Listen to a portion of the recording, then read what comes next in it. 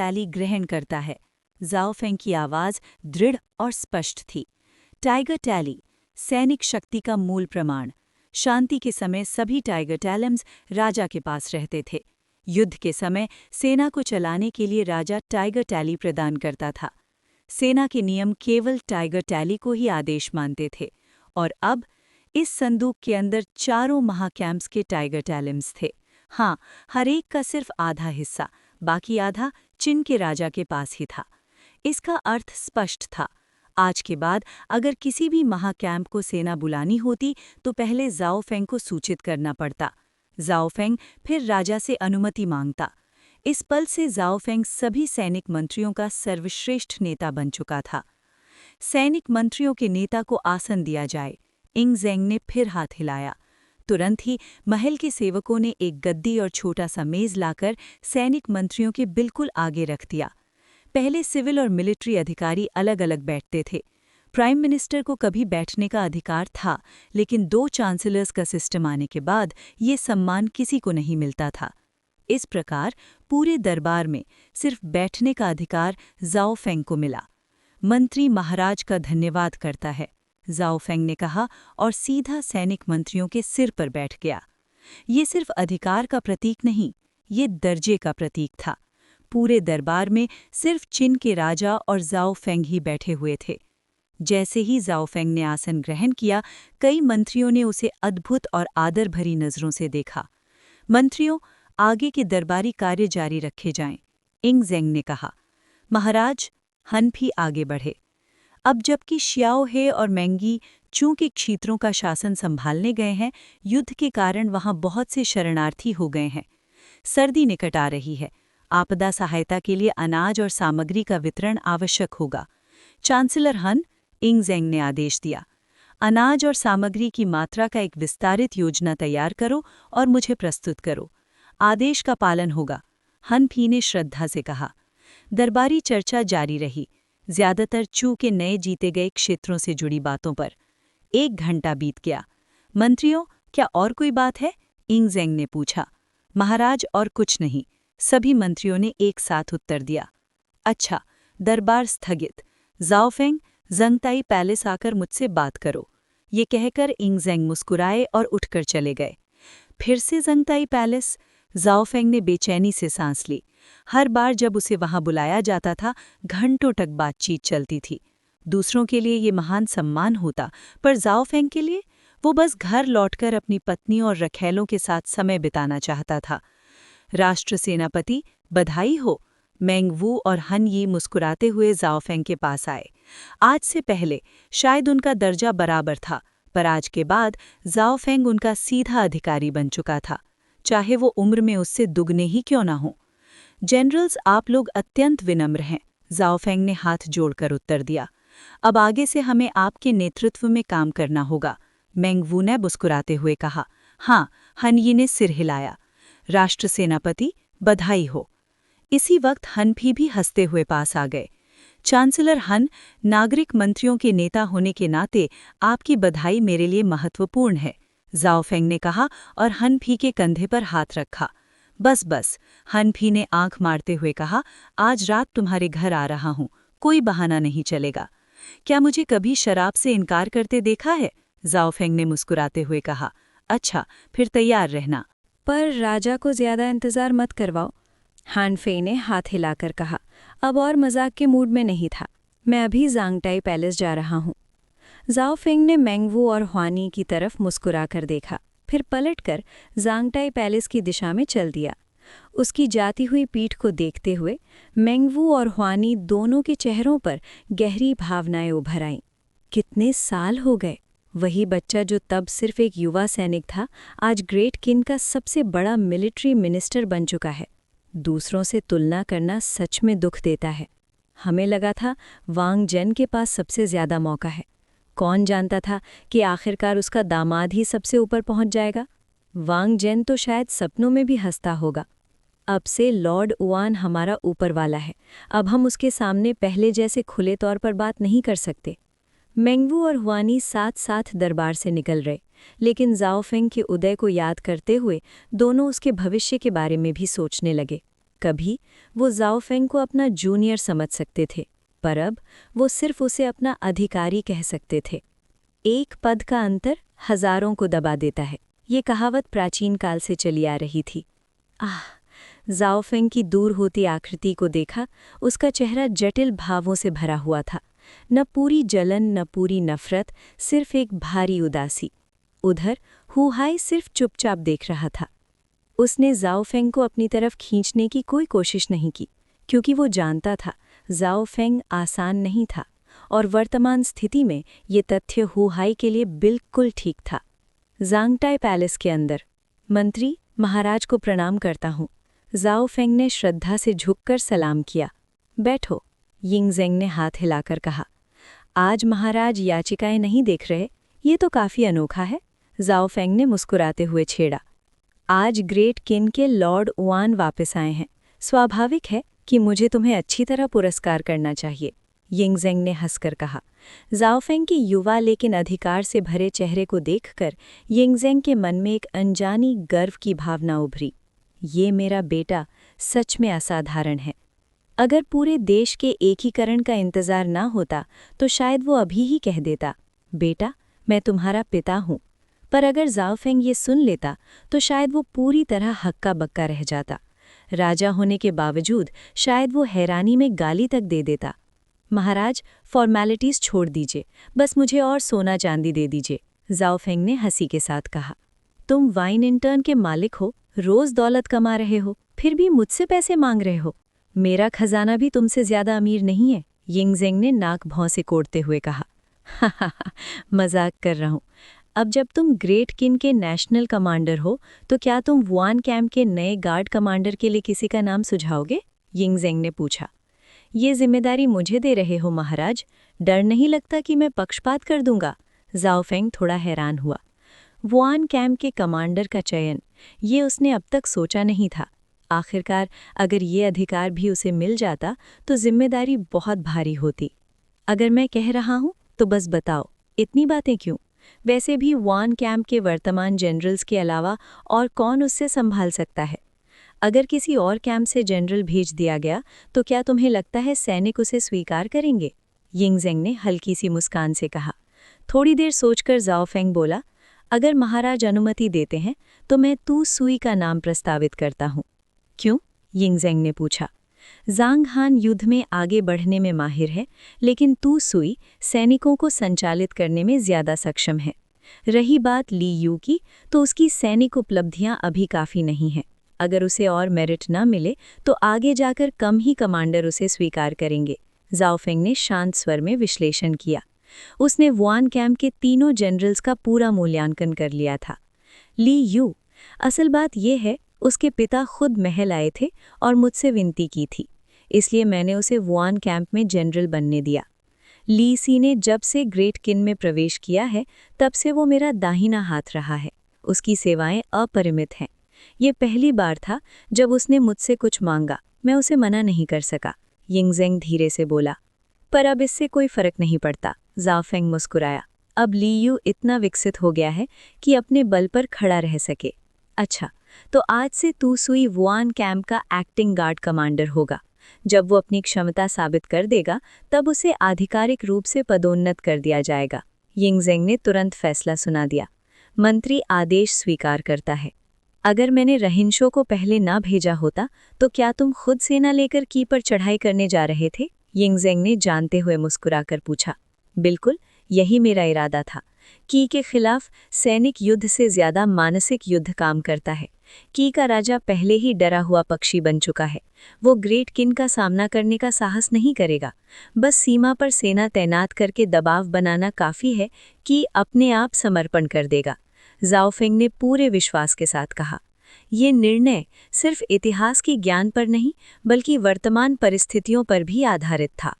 चू के संकट के दौरान चू के राजा ने बार बार की से मदद मांगी थी, पर की के राजा ने एक भी सेना नहीं भेजी। यही बात उसकी कमजोरी और निकम्मापन साबित करने के लिए काफी थी। अब जब चू गिर गया था तो की के पास कुछ भी पलटने का मौका नहीं बचा था। तुम सही कह रहे हो, यिंगज़ेंग ने सिर हिलाया। की का राजा समर्पण करेगा, लेकिन हाँ, सर्दी आ रही है। ग्रेट किन के सैनिक संसाधन और ज्यादा खर्च बर्दाश्त नहीं कर सकते। अगली बसंत में मैं तुम्हें सेना और रसद दूंगा और की भेजूंगा। की का अंत तुम्हारे हाथों होगा। उसके बाद 6 राज्यों का पूरा अंत तुम्हारे नाम से जुड़ जाएगा। यिंगज़ेंग जोर से हंस पड़ा। उसकी हंसी में ग्रेट किन के भविष्य का पूरा विश्वास छुपा हुआ था। चैप्टर 280 यिंगज़ेंग, जब दुनिया एक हो जाएगी तब तुम समझोगे। यिंगज़ेंग के शब्दों को सुनकर ज़ाओ फेंग बिना चाहे एक गहरी सांस ले बैठा। योर मैजेस्टी ने मेरे लिए सब कुछ बहुत अच्छे से प्लान कर रखा है, उसने कहा, लेकिन अब मैं ऐसी पोजीशन पर हूँ जो एक के नीचे और सबके ऊपर है। आगे का रास्ता आसान नहीं होगा। ज़ाओ फेंग की आवाज़ में हल्का सा थकान भरा हुआ था। ओह, तुम्हें लगता है मैं काम निकालने के बाद तुम्हें साइड में फेंक दूंगा? यिंगज़ेंग का चेहरा थोड़ा सख्त हो गया। ये मेरी बात का मतलब नहीं था। ज़ाओ फेंग ने सर हिला दिया।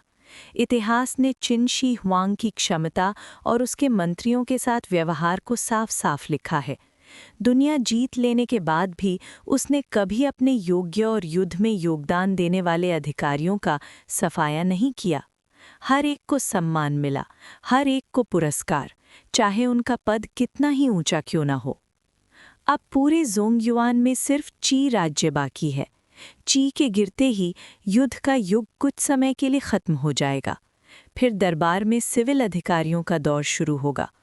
उस वक्त काफ़ी लोग ऐसे होंगे जो मुझे पसंद नहीं करेंगे। ज़ाओ फेंग हल्की सी हंसी के साथ बोला, जब तक मैं जिंदा हूं और यहाँ हूं, वो तुम्हारा क्या बिगाड़ सकते हैं? यिंगज़ेंग के स्वर में एक अनजानी सी रक्षा थी। जब तक योर मैजेस्टी है तब तक तो ठीक है, पर भविष्य का क्या? ज़ाओ फेंग मुस्कुराया। इस पल ज़ाओ फेंग ने फैसला किया कि अब बात घुमाने का कोई फायदा नहीं। यिंगज़ेंग तुरंत समझ गया और जोर से हंसा। क्या तुम कह रहे हो कि मेरा उत्तराधिकारी निकम्मा निकलेगा? योर मैजेस्टी के पुत्रों को मैं ज्यादा नहीं जानता, इसीलिए आज मुझे एक निवेदन करना है। ज़ाओ फेंग का चेहरा गंभीर हो गया। कहो, यिंगज़ेंग ने हाथ हिलाकर इजाज़त दी, दिलचस्पी के साथ। ची के जीतने के बाद मैं चाहता हूँ कि मुझे बाई युए को शांत करने और वहाँ सेना तैनात करने का अधिकार दिया जाए। ज़ाओ फेंग ने बिना घूमे फिराए कह दिया। बाई युए में तैनाती? ये बात ज़ाओ फेंग काफ़ी समय से सोच रहा था। बाई युए? यिंगज़ेंग ने अजीब सी नज़र से उससे देखा। चिन का ग्रैंड कमांडेंट एक जंगली और पिछड़े हुए इलाके में तैनात हो?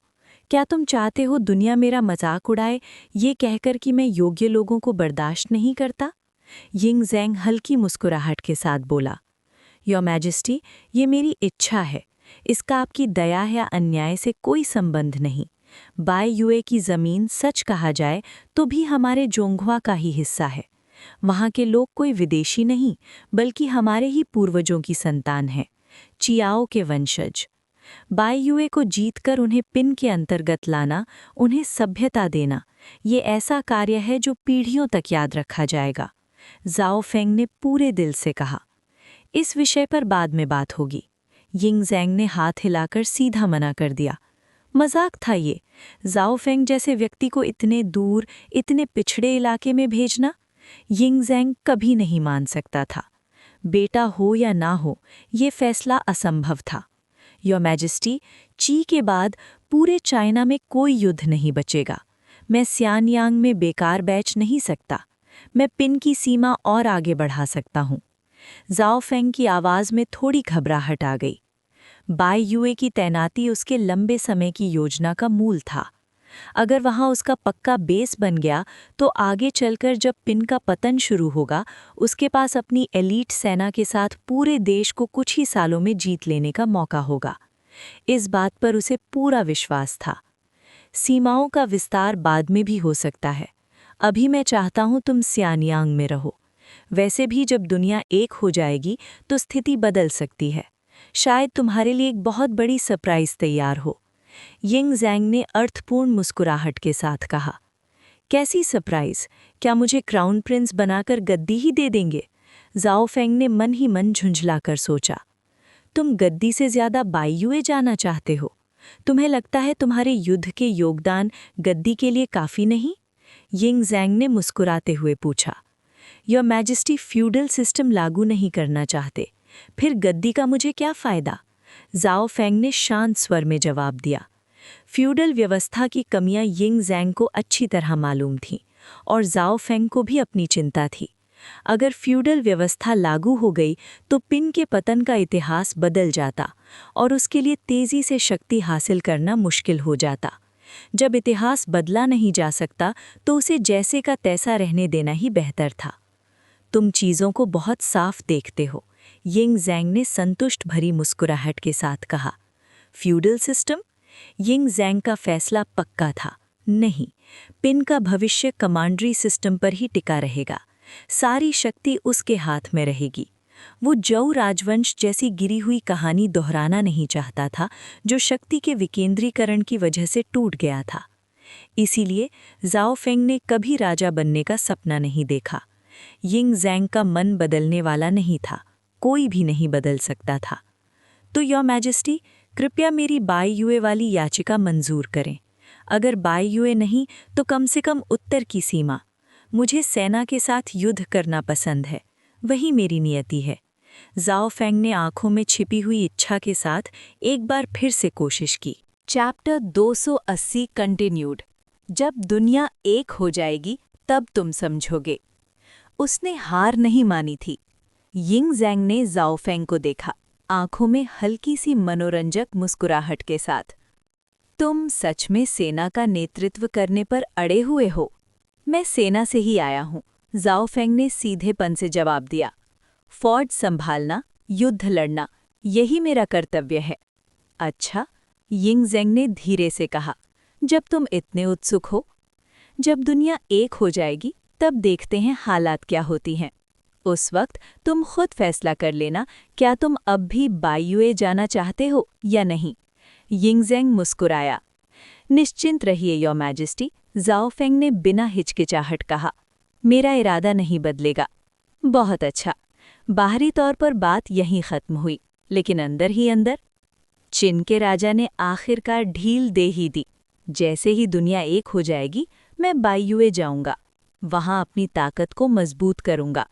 जब चिन के पतन का अंधकार आएगा तब मेरी जमा की हुई शक्ति पूरे देश को कुछ ही सालों में हिला देगी।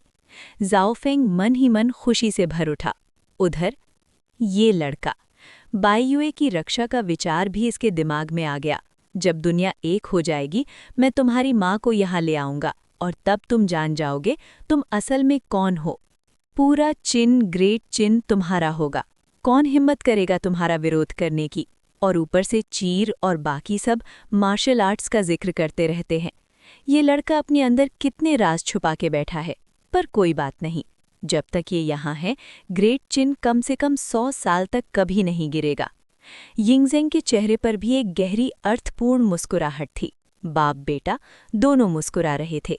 दोनों के मन में अलग अलग योजनाएं चल रही थी। ग्वीगू, यिंग ज़ैंग ने अचानक विषय बदलते हुए पूछा, तुम गए थे ना? हाँ, ज़ाओ फेंग ने सर हिला दिया।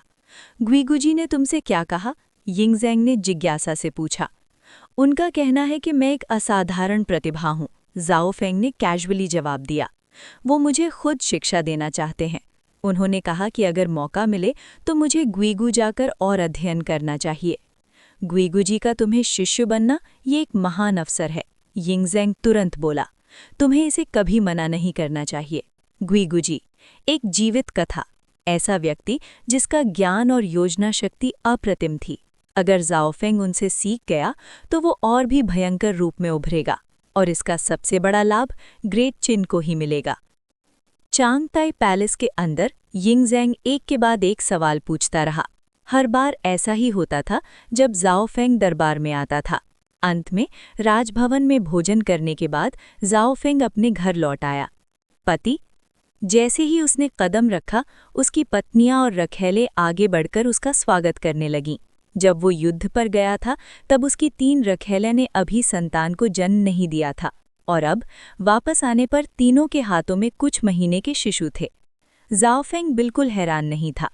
चू में रहते हुए ही उसे घर से संदेश मिल चुका था, 2 बेटे और 1 बेटी।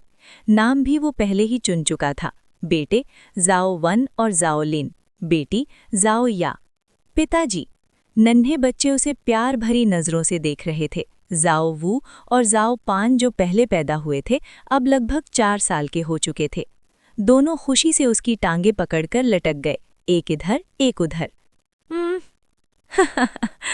अच्छा अच्छा, जाओ फेंग हंस पड़ा। पिताजी आ गए हैं। जाओ लिंग ने होंठ फुला लिए। पिताजी अब हमें गोद में नहीं उठाते, वो अब काफी बड़ी हो चुकी थीं, लगभग 9 साल की। लिंगर बड़ी हो गई है, जाओ फेंग मुस्कुराया। अब पिताजी को तुम्हारे छोटे भाई बहन को भी उठाना होता है। घर के अंदर जाओ फेंग कभी भी अपने बच्चों के बीच लेजिटिमेट और इललेजिटिमेट का भेद नहीं करता था। दुनिया बहुत बड़ी थी। भविष्य में राज्य चलाने के लिए कई योग्य हाथों की जरूरत होगी। वो सबको समान रूप से पालने का पक्का इरादा कर चुका था। हाँ, उसका सबसे बड़ा बेटा अलग था, उसे भविष्य के उत्तराधिकारी के रूप में तैयार किया जा रहा था। बाकी सबको भी उपाधि और सम्मान मिलेगा। भविष्य में संघर्ष। जाओ फेंग पहले ही कल्टीवेशन के पथ पर कदम रख चुका था। अमरता जब सामने हो तो अपने बच्चों को संभालना कोई बड़ी बात नहीं थी, ये चिंता ही बेकार थी। तुम सब उठ जाओ, जाओ फेंग ने अपनी पत्नियों और रखैलों से कहा। धन्यवाद पति, सबने एक साथ कहा। अब जब वो लौट आया था, वो उनके साथ समय बिताना चाहता था। कुछ दिन बाद वो युनजोंग और अन्य इलाकों की ओर निकल पड़ा। युद्ध के कारण शरणार्थियों की संख्या तेजी से बढ़ रही थी। उन्हें इकट्ठा करना अब आसान हो गया था। अगर जाओ फेंग खुद हस्तक्षेप न करता तो दरबार के सहायता काम के बावजूद कम से कम 50-60% लोग सर्दी और भूख से मर जाते। ये सरकार की नाकामी नहीं थी, ये बस उस युग की कठोर सच्चाई थी। सड़कें विकसित नहीं थीं, अनाज उत्पादन भी पर्याप्त नहीं था। शरणार्थियों को अपने अधीन लेना उनके लिए जाओ फेंग भगवान के समान था। उसकी छोटी दुनिया के अंदर पिछले 1 साल में अब छोटी दुनिया की आबादी 1 लाख से भी ज्यादा हो चुकी थी और सब लोग 50 साल से कम उम्र के थे। इस युग में 50 को बुढ़ापा माना जाता था, लेकिन इन लोगों के पास अभी भी अनमोल अनुभव और कलाएं थीं। छोटी दुनिया के बिल्कुल बीच में एक बड़ा शहर पहले ही बस चुका था।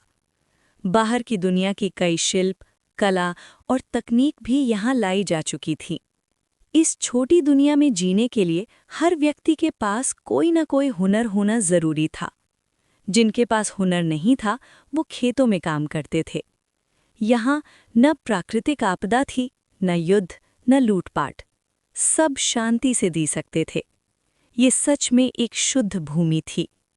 कुछ दिन बाद युनजोंग क्षेत्र से 10,000 से ज्यादा लोगों का एक और झुंड इस छोटी दुनिया में लाया गया। नए लोग आ गए। चलो जल्दी से व्यवस्था करो। हर परिवार को एक घर मिलेगा, 300 सिक्के दिए जाएंगे और नाम रजिस्टर में दर्ज करो। इतने सारे लोगों को आते देखकर यानकॉट के छुपे हुए रक्षक, जो पहले से ही तैयार थे, तुरंत काम में लग गए। सब कुछ बहुत व्यवस्थित तरीके से चल रहा था। ये छोटी दुनिया अब जीवन और मानव उपस्थिति से भर चुकी थी। और सिर्फ इतना ही नहीं, यहाँ हर व्यक्ति को मार्शल आर्ट्स की बुनियादी शिक्षा दी जा चुकी थी। खासकर 10 साल से कम उम्र के बच्चे 8 साल की उम्र से ही कल्टीवेशन शुरू कर सकते थे। अब ये छोटी दुनिया सच में एक पूरी दुनिया बन चुकी है, बिल्कुल एक छोटा सा राज्य। यहाँ उगने वाला अनाज अब पूरी तरह से आत्मनिर्भर हो चुका है। भविष्य में ये मेरे परिवार का सुरक्षित शरण स्थल भी बनेगा। छोटी दुनिया के विकास को देखकर जाओ फेंग बेहद संतुष्ट था। वो बहुत आगे की सोच रहा था। अगर कभी ऐसा दिन आए जब शेंजू उसके सपनों के मुताबिक विकसित ना हो पाए और उन कथित अमरों का मुकाबला करना असंभव हो जाए, तो ये छोटी दुनिया उसका अंतिम शरण स्थल होगी। बिना इंसानों के ये दुनिया निर्जीव होती। इसीलिए जाओ फेंग ने यहाँ एक ऐसी दुनिया बसाई जहाँ इंसान फल फूल सकें, ताकि भविष्य में उसका परिवार कभी तन्हा महसूस न करे। सीधी बात, उसने अपने लिए पीछे हटने का रास्ता पहले ही तैयार कर लिया था। उसकी चेतना वापस वास्तविक दुनिया में लौट आई। मास्टर, तुसुई ने पूछा, शरणार्थियों की संख्या लगातार बढ़ रही है। अब तक हम 1 लाख से ज्यादा लोगों को ले चुके हैं। क्या हमें आगे भी जारी रखना चाहिए? जारी रखो, जाओ फेंग ने बिना हिचकिचाहट कहा। खासकर उन लोगों को लाओ जो बाहर की दुनिया में जी नहीं सकते। ज्यादा छानबीन की जरूरत नहीं है। मेरी दुनिया 10 मिलियन लोगों को समा सकती है, अभी तो हम बहुत कम हैं। समझ गया, तू सुई ने और कुछ न पूछे सिर हिला दिया। अब जब मुझे स्टेट कमांडेंट बना दिया गया है तो ज्यादा देर में वुआन मिलिट्री कैंप तुम्हारे अधीन होगा। मैं वुआन संभालूंगा? तू सुई पूरी तरह से चौंक गया। उसने कभी ऐसा सोचा भी नहीं था। क्या हुआ, हैरानी हो रही है? जाओ फेंग हंसा। हाँ, तू सुई ने सच्चाई से कहा। मैंने कभी नहीं सोचा था कि हिज मैजेस्टी मुझे वुआन जैसा शिविर सौंपेंगे। हिज मैजेस्टी ने मुझसे किसी का नाम मांगा था तो मैंने अपने ही आदमी का नाम दिया। मुझे खुद हैरानी हुई कि उन्होंने बिना झिझक मान लिया। हिज मैजेस्टी का आप पर विश्वास वाकई असाधारण है। तू सुई ने गहरी सांस ली। हाँ, जाओ फेंग ने धीरे से कहा। कभी कभी लगता है ये विश्वास कुछ ज्यादा ही है। ये सिर्फ राजा का सैनिक वाला विश्वास नहीं लगता, जैसे मुझ पर उनका भरोसा बाकी सब मंत्रियों से भी ज्यादा हो। जाओ फेंग इस बात को समझ नहीं पा रहा था। चिन शी हुआंग जैसे महान शासक, जो अपनी सोच और दृष्टि के लिए प्रसिद्ध थे, इतनी आसानी से सेना का नियंत्रण दे दें, ये बात सच में हैरानी वाली थी। शायद, तू सुई ने सोचा, हिज मैजेस्टी आपको ग्रेट चिन के भविष्य का रक्षक बनाना चाहते हो सकता है, जाओ फेंग ने सिर हिला दिया।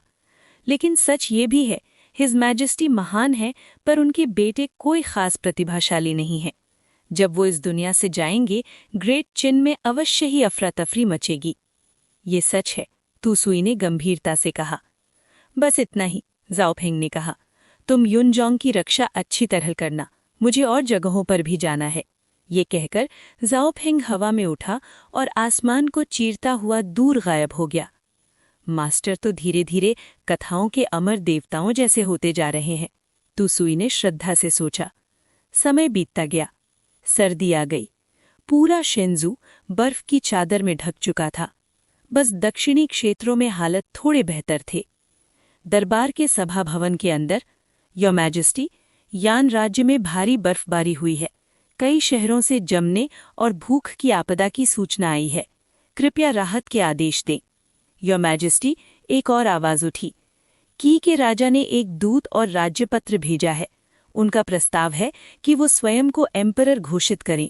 वो नॉर्डर्न एम्परर और आप सदर्न एम्परर। दरबार में एक पल के लिए सन्नाटा छा गया।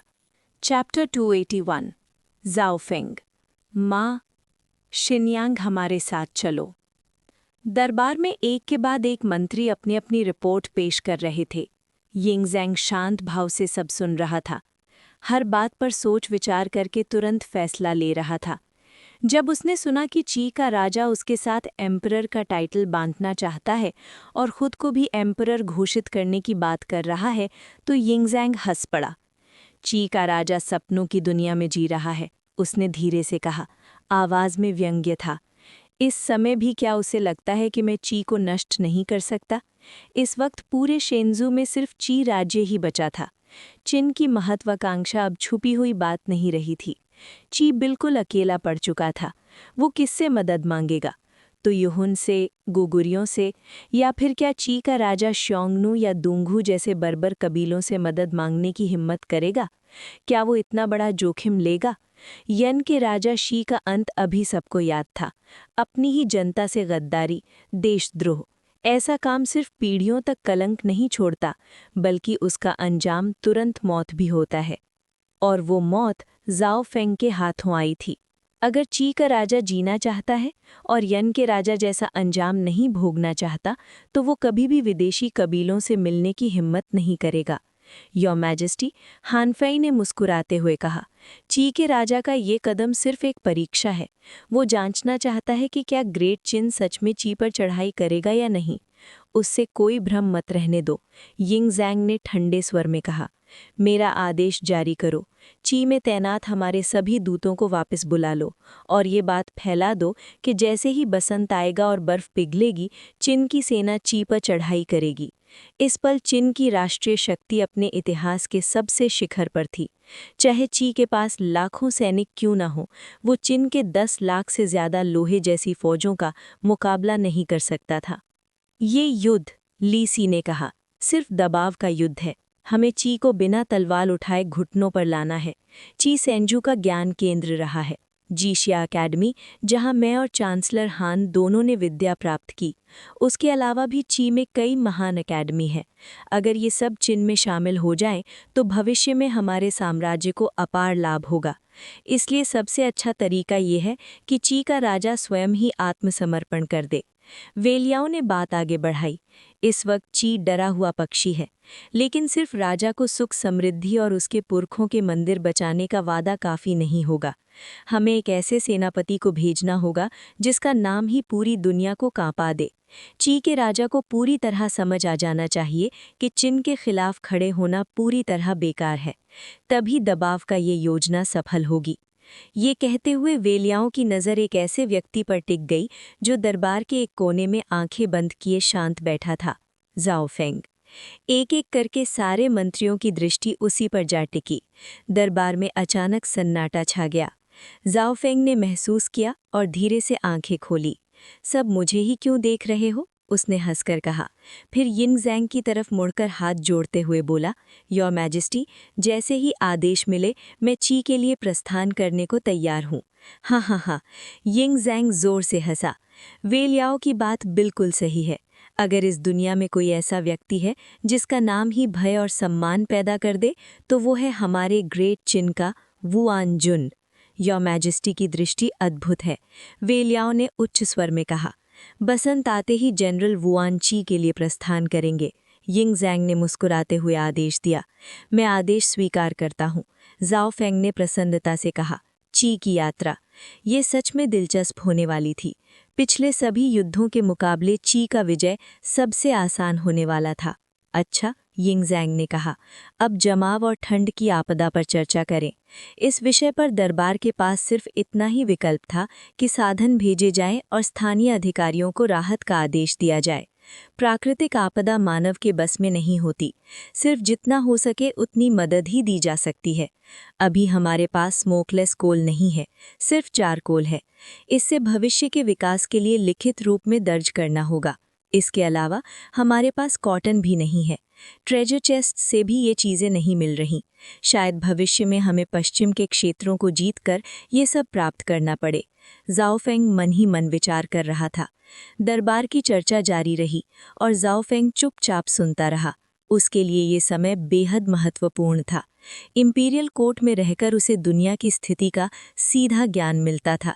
जो आज वो सीख रहा था, कल वो वही उसका सबसे बड़ा हथियार बनने वाला था। Chapter and. Head curator him continues. Chapter 282। जाओ फेंग। माँ, शिनयांग हमारे साथ चलो। जाओ रेजिडेंस। पिछले आंगन में एक विशेष ट्रेनिंग ग्राउंड बनाया गया था। चारों तरफ एलीट गार्ड्स तैनात थे। कोई बाहरी व्यक्ति अंदर नहीं आ सकता था। प्रहार। जाओची की गरजती आवाज गूंजी। उसने तलवार घुमाई। उसकी ट्रू खी से बनी तलवार की धार हवा को काटती हुई सामने रखे लकड़ी के निशान पर जा लगी। ठुड़। लकड़ी 2 टुकड़ों में कट गई। जाओची लगातार आगे बढ़ता गया। एक के बाद एक लकड़ी के निशान कटते चले गए। वो अब इनेट रियल में प्रवेश कर चुका था। बुरा नहीं, जाओ फेंग साइड से आते हुए बोला। चेहरे पर संतोष था। फादर, मेरी कल्टीवेशन इनेट रियल्म के पहले स्तर पर पूरी तरह स्थिर हो चुकी है और बहन भी जल्द ही इनेट रियल्म में पहुंचने वाली है। मेहनत जारी रखो, जाओ फेंग ने गंभीरता से कहा। इनेट रियल्म सिर्फ शुरुआत है, तुम्हारा रास्ता अभी बहुत लंबा है। चिंता मत कीजिए फादर, जाओची ने दृढ़ता से सिर हिलाया। मैं पूरी मेहनत करूंगा। और याद रखना, जाओ फेंग की आवाज़ कठोर हो गई। बाहरी लोगों के सामने कभी भी अपनी असली कल्टीवेशन मत दिखाना। फादर, निश्चिंत रहिए, जाओची ने बिना झिझक जवाब दिया। हम कभी भी अपनी असली शक्ति सबके सामने प्रकट नहीं करेंगे।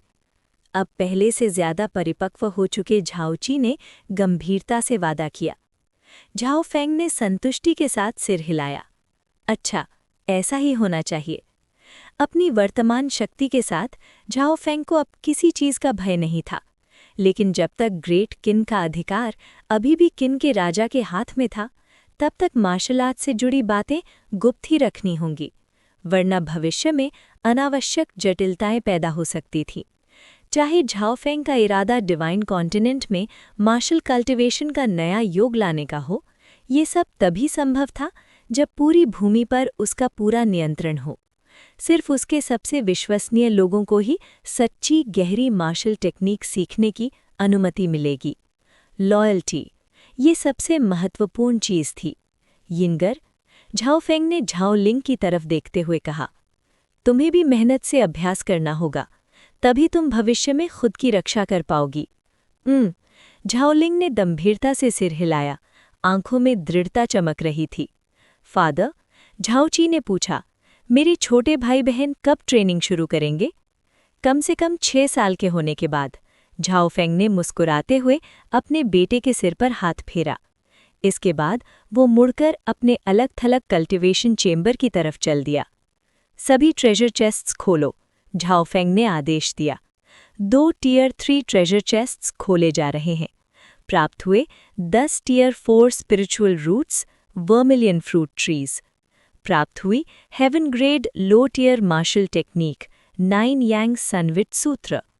उसके स्टेटस पैनल पर सूचना चमक उठी। Vermilion fruit trees. पिछले जन्म के नॉवेल्स में इनके फल खाने से इंटरनल एनर्जी बढ़ती थी।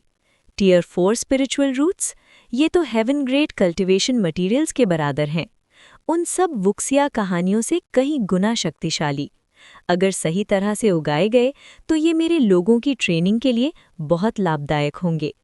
झाओफेंग के चेहरे पर तुरंत संतोष भरी मुस्कान आ गई।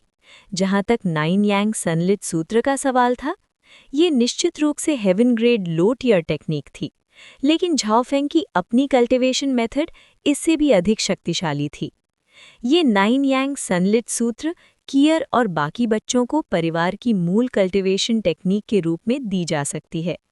कुछ देर सोचने के बाद झाओफेंग ने अपना फैसला कर लिया। उसके मन में भविष्य का एक सपना उभर रहा था, एक मार्शल आर्ट्स राजवंश का स्थापन। इस राज्य पर उसके परिवार का पूरा अधिकार होना चाहिए। अगर वो स्वयं सभी विरोध को दबा सकता है, तो उसके बच्चे भी ऐसा करने में सक्षम होने चाहिए। और इस सब की कुंजी थी मार्शल आर्ट्स टेक्निक्स। इस दुनिया में अभी तक कोई भी मार्शल कल्टीवेशन टेक्निक मौजूद नहीं थी, इसलिए बिना किसी संदेह के झाओफेंग ही मार्शल कल्टीवेशन का जन्मदाता था। जब पूरी दुनिया में कल्टीवेशन फैलाने का समय आएगा, तो सबसे गहरी और श्रेष्ठ टेक्निक्स सिर्फ उसके पास होंगी। उसके परिवार को ही सबसे उच्च स्तर की मार्शल आर्ट्स तक पहुंच मिलेगी। ड्रैगन एलिफेंट टेक्निक जैसी मध्यम स्तर की टेक्निक्स की सिर्फ उसके सबसे वफादार लोगों को ही सीखने की अनुमति मिलेगी। और 9 यांग सनलिट सूत्र, जो आक्रामक और आधिपत्यशाली थी, बिल्कुल उसके बच्चों के लिए उपयुक्त थी। अगर मैं vermilion fruit trees spiritual spring के पास लगा दूं, तो ये बहुत तेज बढ़ेंगे। ये सोचते ही झाओफेंग ने आंखें बंद कर ली। उसकी चेतना पल भर में उसके स्मॉल वर्ल्ड में प्रवेश कर गई। इस जगह के अंदर, जब से यहाँ स्पिरिचुअल एनर्जी का प्रवेश हुआ था, बिना सूरज के होने के बावजूद यहाँ प्रकाश का एक स्रोत था। इस स्मॉल वर्ल्ड का स्वामी होने के नाते झाओफेंग अपनी इच्छा से दिन और रात का चक्र नियंत्रित कर सकता था। स्वाभाविक रूप से उसने इसे बाहरी दुनिया के साथ सामंजस्य में रखा हुआ था। इस समय पूरा स्पेस जीवन से भरपूर था।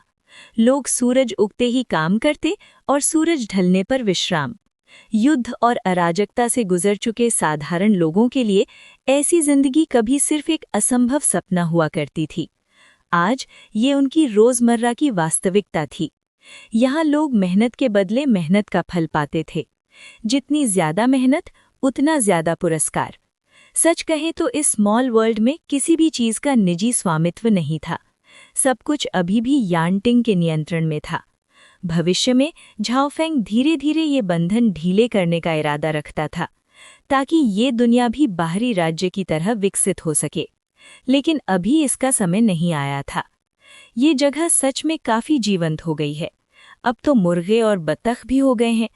मुझे मौका मिलते ही यानबू और बाकी लोगों से कहना होगा, जमीन पर चलने वाले, पानी में तैरने वाले हर प्राणी यहाँ होना चाहिए। अपने स्मॉल वर्ल्ड की प्रगति देखकर झाओफेंग के दिल में एक और भी गहरा लक्ष्य जाग उठा। ये जगह कभी एक उजड़ा हुआ, टूटा फूटा लोक हुआ करती थी। आज उसके मार्गदर्शन में ये फूल फूलकर इतनी समृद्ध हो गई थी। उसे एक ऐसा गहरा संतोष मिल रहा था जिसे शब्दों में बयान करना मुश्किल था, जैसे कोई सृष्टिकर्ता अपनी रचना को आकार देता हो। और इसके साथ ही झाओ फेंग को एक मजबूत अनुभव था कि जैसे जैसे ये स्पेस डिवाइन कॉन्टिनेंट जैसा पूरा इकोसिस्टम बना लेगा, वैसे वैसे उसे भविष्य में और भी बड़े चमत्कार देखने को मिलेंगे।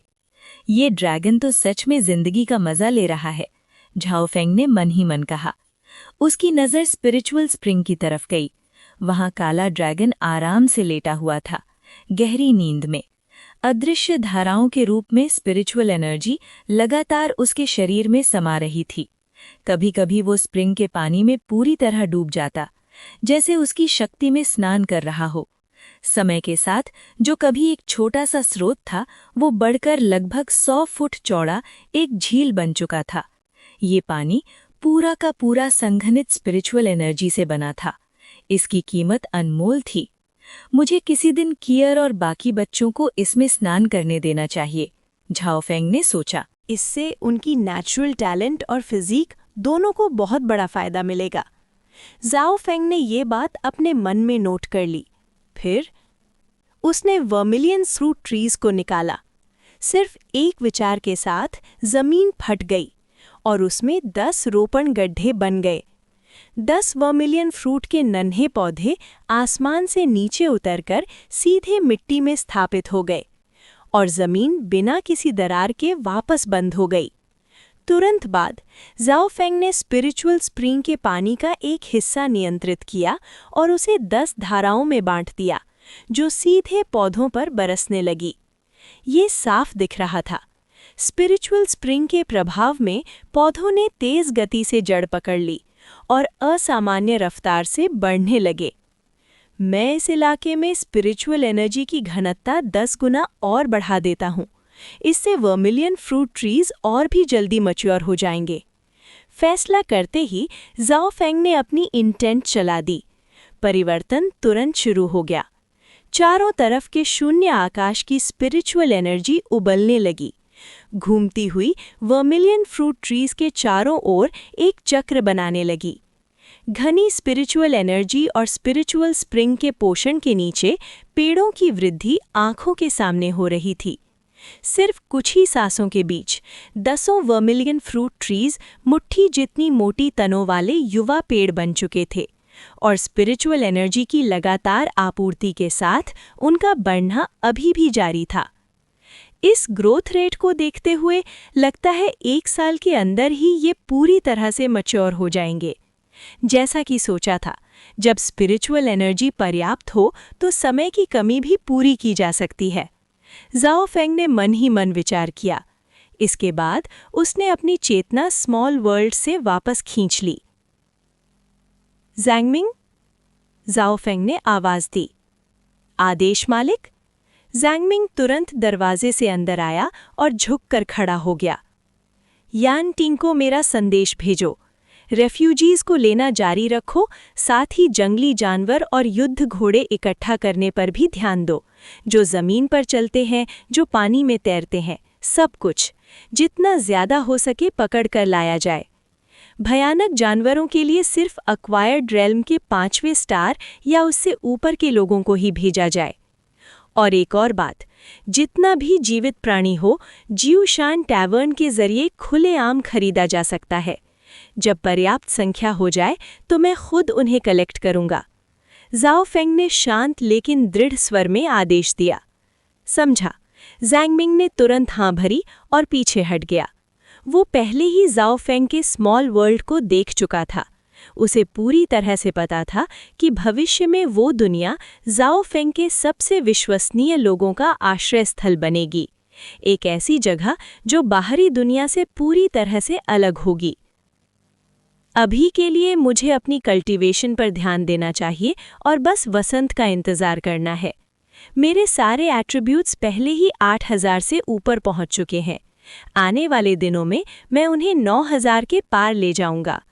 इस लक्ष्य के साथ झाओ फेंग ने अपनी कल्टीवेशन टेक्निक चलाई और ध्यान अवस्था में प्रवेश कर लिया। उसकी डेस्टिनी पावर उभर आई। शून्य आकाश की स्पिरिचुअल एनर्जी घूमने लगी। समय पलक झपकने में बीत गया और एक और साल का अंत हो गया। जाओ रेजिडेंस, शाचौ। विशाल सभागृह के अंदर जाओ फेंग का पूरा परिवार एक साथ जमा था। मुख्य आसना पर शिया डोंगर बैठी हुई थी। इस घर में सबसे अधिक अधिकार उसी का था। उसके अलावा जाओ फेंग की पत्नियां और उपपत्नियां और बहुत सारे बच्चे सब मौजूद थे। आज नए साल की रात है तो मैं ज्यादा बातें नहीं कहूंगा। अच्छा खाओ, अच्छा पियो, बच्चों को खेलने दो, खुशी मनाने दो। अपना वाइन कप उठाते हुए जाओ फेंग मुस्कुराया। जी मालिक, सभी पत्नियों ने एक स्वर में कहा। सबसे पहले माँ के नाम जाम उठाते हैं, जाओ फेंग ने हंसकर कहा। माँ के लिए। सभी महिलाएं खड़ी हो गई और अपने कप उठाए। शिया डोंगर के चेहरे पर रोशनी सी आ गई।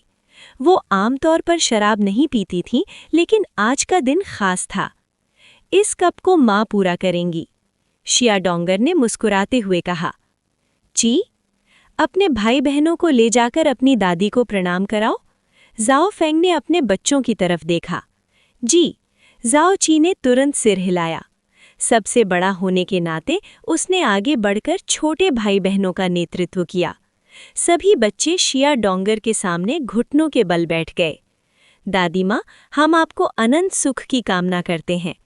बच्चों की आवाज़ें एक के बाद एक गूंजी, बड़े बच्चों से लेकर बिल्कुल छोटे तक। कुछ तो अभी भी माँ की गोद में थे, बड़ी बड़ी आंखों से इस उत्सव को देख रहे थे। अच्छा, तुम सबको बढ़ते हुए देखना, अपने बेटे को अपना घर और नाम बनाते देखना, इससे ज्यादा संतोष माँ और क्या मांग सकती है, शिया डोंगर ने भावुक स्वर में कहा। यही तो उसकी जिंदगी की इच्छा थी, एक बड़ा समृद्ध परिवार। और आज वो सपना पूरी तरह से सच हो चुका था। माँ, राज्य का एकीकरण लगभग पूरा हो चुका है। नया साल बीतने के बाद जैसे ही वसंत आएगा, मैं सेना लेकर की पर चढ़ाई करूंगा। उस समय पूरी दुनिया एक ही शासन के नीचे होगी। क्या आप सच में यहीं शाचौ में रहने का इरादा रखती हैं? क्या आप हमारे साथ सियानलोंग नहीं चलेंगी? हमारे साथ वापस आ जाइए। यहाँ अकेले रहना बहुत तन्हाई भरा है। इस पल जाओ फेंग ने फिर से वही सवाल पूछा जो उसे काफी समय से परेशान कर रहा था। वो कभी नहीं समझ पाया था कि माँ सियानलोंग जाने से इतना इनकार क्यों करती थीं। लेकिन इस बार शिया डोंगर ने हल्के से मुस्कुरा कर देखा। लगता था जैसे उसका मन अब धीरे धीरे बदलने लगा हो। चैप्टर 282 जाओ फंग। योर मैजेस्टी, मेरी माँ को छूने की हिम्मत भी मत करना। जाओ फंग ने जब फिर से वही बात उठाई तो शा डोंगर हल्का सा मुस्कुराई और बोली, अच्छा ठीक है। ये शब्द सुनते ही जाओ फंग एक पल के लिए बिल्कुल जम गया। वांग यान भी हैरान रह गई। माँ, सच में आप हमारे साथ सियानयांग चलने के लिए तैयार हो? जाओ फंग का चेहरा खुशी से चमक उठा। बिल्कुल, हर बार तुम पूरा परिवार लेकर इधर उधर आते हो, कितनी परेशानी होती है। और वैसे भी फंग, अब तुम्हारे पास इतनी बड़ी शक्ति है, तुम खुद एक महान मार्शल एक्सपर्ट हो, मुझे भला किस बात का डर रहना चाहिए? शा डोंगर ने नरमी से मुस्कुराते हुए कहा। जाओ फंग ने तुरंत सिर हिलाया। माँ, आखिरकार आप मान ही गईं। निश्चिंत रहिए, जब तक मैं जिंदा हूँ इस दुनिया में कोई भी आपको छू तक नहीं सकता। ये शब्द जाओ फंग पूरे विश्वास के साथ कह रहा था। चाहे इमॉर्टल्स से भी ऊपर के शक्तिशाली लोग क्यों ना हों, अगर ज़रूरत पड़ी वो अपने पूरे परिवार के साथ सीधा स्मॉल वर्ल्ड में चला जा सकता था। और अगर जीत ना भी पाया तो भागना तो बिल्कुल मुमकिन था। उसकी ट्रू एसेंस कल्टिवेशन शायद इमॉर्टल लेवल तक ना पहुंची हो, लेकिन उसके शारीरिक एट्रीब्यूट्स हर हद को पार कर चुके थे। इमॉर्टल एसेंशन के बाद भी कोई उसके जैसे heaven defying all round attributes का मुकाबला नहीं कर सकता था। नए साल के बाद हमारा पूरा परिवार सियानयांग के लिए रवाना होगा, जाओ फंग ने मुस्कुराते हुए कहा। माँ का सियानयांग लौटने का फैसला उसके लिए बेहद बड़ी खुशी थी। शा डोंगर ने धीरे से सिर हिलाया, लेकिन उसके दिल की गहराई ने अभी भी एक हल्की सी घबराहट थी। इतने सालों बाद भी सियानयांग उसके लिए हमेशा डर की जगह थी। एक ऐसा महल जहां हर कोने में खतरा छुपा होता था, जहां कभी उसकी जान जाते जाते बची थी। वो यादें कभी मिट नहीं सकती थीं। शायद वो उसके मन का गहरा साया बन चुकी थीं। लेकिन आज उसके बेटे ने उसे एक मौका दिया था, डर से लड़ने की ताकत दी थी। समय बीत गया, नया साल आया और चला गया। जांगताई पैलेस के अंदर यिंगज़ेंग खड़ा था। दिल में बेचैनी भी थी और एक अजीब सी उत्सुकता, एक उम्मीद जो छुपी नहीं जा रही थी। फंग, तुम आखिरकार सियानयांग लौट रही हो। राज्य का एकीकरण अब बिल्कुल पास है। जल्द ही मैं पूरी दुनिया के सामने फंग के अस्तित्व का ऐलान करूंगा, और फंग और यिंग की असली पहचान भी। मैं कोई अकेला शासक नहीं हूं। मेरी पत्नी और मेरे बच्चे मुझ तक वापस आ रहे हैं। यिंगज़ेंग ने अपनी मुट्ठी भींच ली। उसका चेहरा उत्साह से चमक उठा। इस पल वो सच में दुनिया का मालिक बन चुका था। साम्राज्य पूरी तरह से झुकने ही वाला था। लेकिन अंत में वो एक अकेला आदमी ही था, एक सम्राट जो अकेला था। हरम से मिले बच्चे सिर्फ उसका खून थे, पर उसका परिवार नहीं, जिसे वो अपना सच्चा परिवार मानता था, सिर्फ फंग यानी शाडोंगर और उनके 2 बच्चे। और अब वो पल जिसका उसे बरसों से इंतजार था, आखिर आ ही गया था। सियानयांग शहर के बाहर 4000 एलीट गार्ड्स के सुरक्षा घेरे में कई रथ धीरे धीरे सियानयांग के दरवाजों की तरफ बढ़ रहे थे। पूरे क्वीन एम्पायर में कई जनरल्स के पास अपनी पर्सनल गार्ड्स होती थीं। यहाँ तक कि 9 मिनिस्ट्रीज के ऊंचे अधिकारियों को भी 300 तक गार्ड्स रखने की अनुमति थी। लेकिन 4000 सैनिकों की पर्सनल सेना, ये तो लगभग एक प्राइवेट आर्मी थी। और ये विशेष अधिकार सिर्फ ज़ाओ फंग को मिला था। जैसे जैसे उसका पद और उपाधि बढ़ती गई, वैसे वैसे उसकी गार्ड भी बढ़ती चली गई, और अब वो 4000 तक पहुंच गई थी। ये विशेष अधिकार सिर्फ ज़ाओ फंग का था। सच कहें तो अगर ज़ाओ फंग चाहे तो उसकी सेना पूरे सियानयांग को खून से रंग सकती थी। उसके अधीन एक भी सैनिक अक्वायर्ड रेल्म के 7 स्टेट से नीचे का नहीं था, और इनेट रेल्म के योद्धा, उनकी तो कमी ही नहीं थी। हर सेंचुरियन कम से कम एक इनेट रेल्म एक्सपर्ट था। माँ, हम सियानयांग पहुंच गए हैं। ज़ाओ फंग ने रथ का पर्दा उठाया और शहर के दरवाजे की तरफ इशारा किया। शाडोंगर ने सिर उठाया और सियानयांग की बुलंद दीवारों को देखा। 28 साल। मैंने कभी सोचा भी नहीं था कि मैं यहाँ वापस आऊंगी। उसकी आवाज़ हल्की सी कांप गई। कभी ये जगह उसके लिए सिर्फ बुरे सपनों का घर थी, और आज वो फिर से इस शहर में कदम रखने जा रही थी। जैसे ही ज़ाओ फंग का रथ शहर के दरवाजों के पास आया, गैरिसन के सैनिक तुरंत आगे बढ़े। स्वागत है महाराज। 100 से ज्यादा सैनिकों ने गहरा प्रणाम करते हुए झुके। धन्यवाद। ज़ाओ मिंग ने ज़ाओ फंग की तरफ से आभार व्यक्त किया। फिर एलीट गार्ड्स के घेरे में रथ शहर के अंदर प्रवेश कर गए। रास्ते में किसी ने रोकने की हिम्मत नहीं की। ज़ाओ फंग के दर्जे के साथ वो पूरे क्वीन एम्पायर में बिना किसी रुकावट के घूम सकता था। यहाँ तक कि राजमहल में भी उसे रोकने वाला कोई नहीं था, न कोई घोषणा, न कोई अनुमति। यही थी स्टेट गार्डियन की शक्ति। यही था ग्रेट क्वीन का वुऑन लॉर्ड। ज़ाओ रेविडेंस की ओर आगमन।